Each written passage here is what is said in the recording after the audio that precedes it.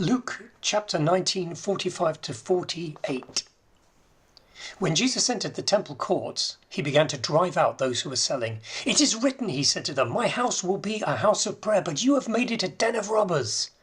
Every day he was teaching at the temple, but the chief priests, the teachers of the law, and the leaders of the people were trying to kill him. Yet they couldn't find a way to do it because all the people hung upon his words. Here's another famous passage.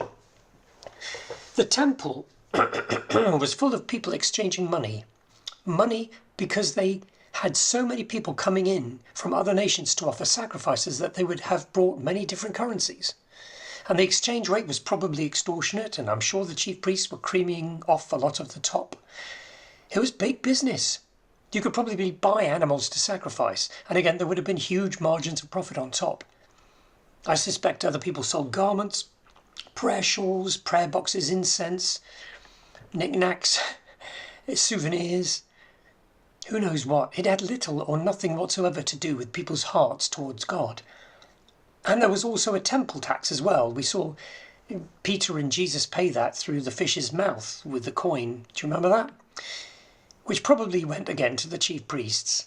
There were temple guards everywhere to make sure people were behaving themselves and were doing everything according to their instructions. It was a dodgy place.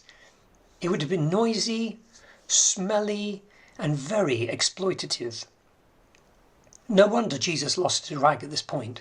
He actually fashions a whip out of cords and thrashes the tables and throws them out, throws them over, and coins would have scattered everywhere. There would have been animals shrieking. There would have been all sorts of crazed mayhem because the people had completely missed the point, and they were led in this by the gang of very corrupt priests and teachers of the law.